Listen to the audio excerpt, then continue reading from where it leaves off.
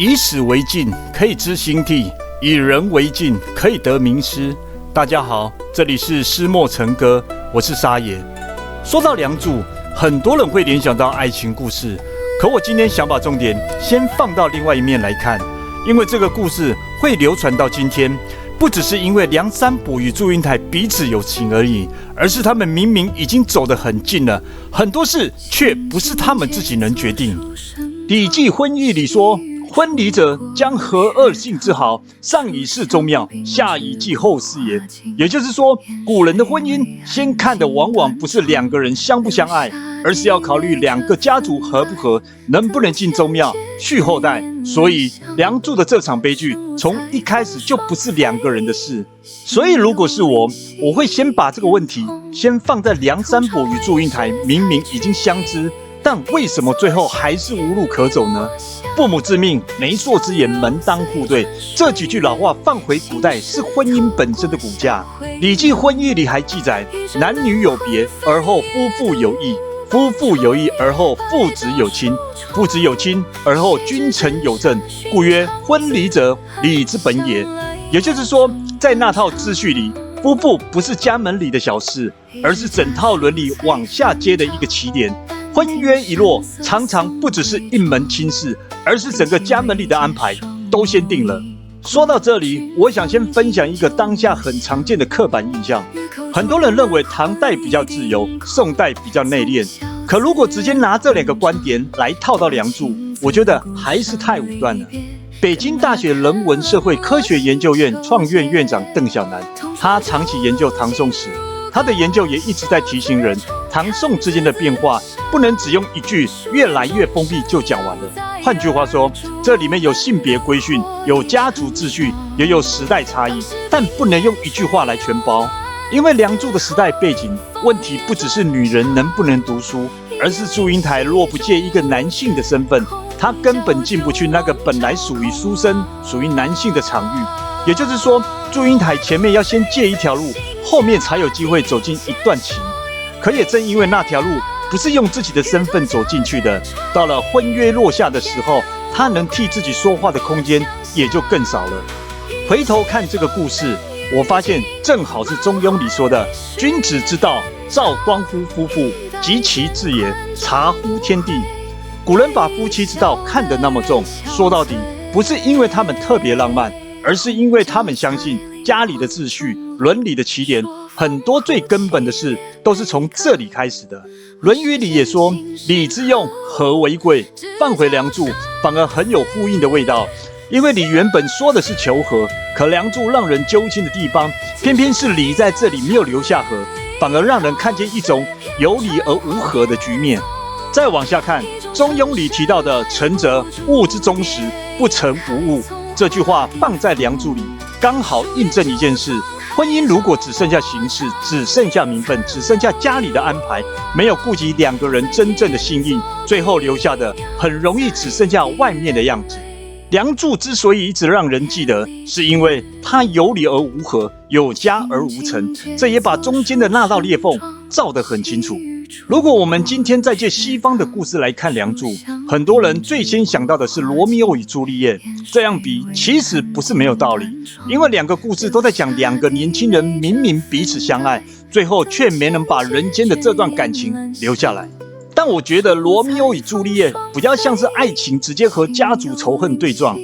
两个人一开始就知道自己在对抗什么，也一路在冲撞家族的不允许。可梁祝不太一样，他不是一开始就把爱情讲得那么浓烈，而是先有相识，再有相知，最后才慢慢走到不能相守。所以我觉得梁祝不全然是东方的罗密欧与朱丽叶，因为罗密欧与朱丽叶的重点是爱情与家族产生的矛盾，而梁祝的重点更像是相知困在婚约里。前者让人看到的是年轻恋人如何冲撞命运，后者让人看到的是两个人明明已经懂得彼此，最后却还是输给一整套先看家再看人的秩序。罗密欧与朱丽叶是明明可以逃，却来不及；梁山伯与祝英台是明明已经懂，却还是走不成。这两种痛很像，但本质还是不一样。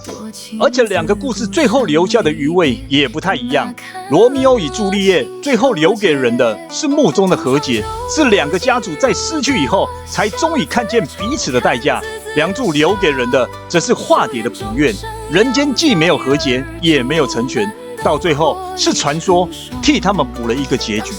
所以罗密欧与朱丽叶更像是一场剧烈的悲剧，梁祝则像是一场安静却走不出去的人生。前者死在冲撞，后者困在篱笆；前者是刀口般的快，后者是丝线般的慢。也正因为慢，梁祝才更贴近很多东方人熟悉的感受。不是没有情，而是情不能说；不是不想留，而是留不住。再往后看，我想提供一个思考的角度。近百年来，梁祝其实被反复改编，它早就已经不只是一个流传下来的老故事，而是一个一代一代都还在重讲的故事。这足以说明，梁祝不是只能存活在古代，他一直活在不同的时代，对爱情、对婚姻、对选择权的重新理解里。时代不断的在变，版本也不断的在改。可大家回头再讲梁祝，最后还是会问同一件事：两个人明明已经相知了，为什么还是不能相守？《诗经·周南·关雎》里说：“关关雎鸠，在河之洲。窈窕淑女，君子好逑。”也就是说，在古典的世界里，不是完全没有情，而是情能不能顺利放进秩序。在梁祝的前半段，那种还没有说破却已经明白彼此的状态，我会想到李商隐《无题》里的那句“身无彩蝶双飞翼，心有灵犀一点通”。它不是为梁祝而写，可放到这里，刚好像是在替他们的相知补一句回声。因为梁山伯与祝英台前面最动人的，本来就不是海誓山盟，而是那种一路同行，彼此明白，却还没有把话说透的默契。等你回头再看，就会发现，后面那场悲剧不是忽然爱得很深，而是前面那3年一路走下来，早就已经把彼此放进心里。故事到后来，我觉得祝英台最痛的地方，不只是婚约已定，而是很多话到了那一步，已经不知道还能对谁说。这个写照就好像是刘墉《雨霖铃》里的那句“便纵有千种风情，更与何人说”。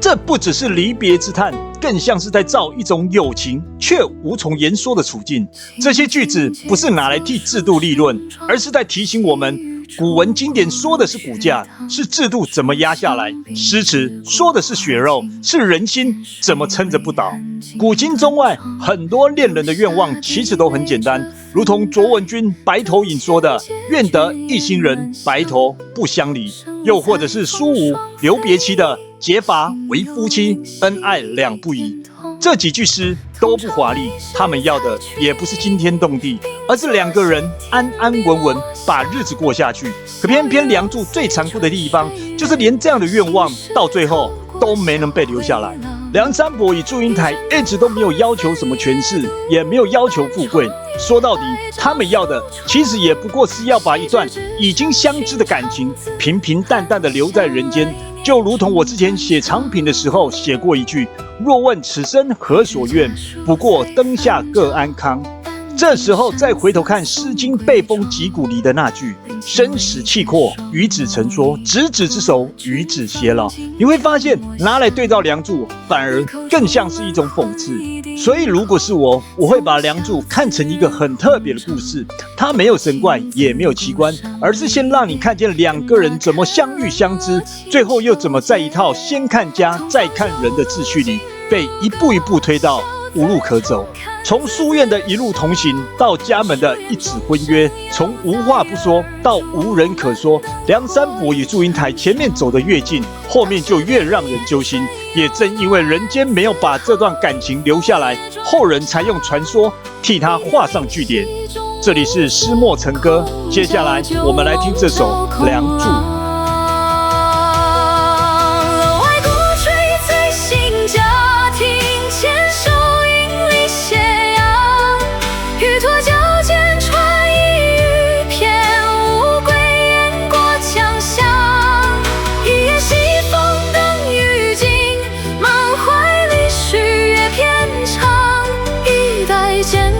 终不会，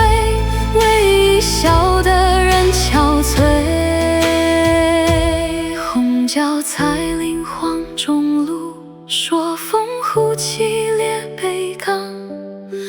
世间情是何物，只教生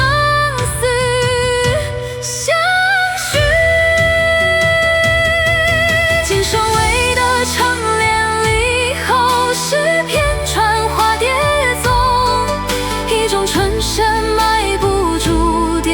影，还从花地风。书院旧窗还照陌长亭，残留一路郎，在天愿作比翼鸟，在地愿为连理枝。牧草年年生万岁，细云处处入微茫。春雨不知埋很久，双飞游过旧书窗。此去人间无可问，只余月色照成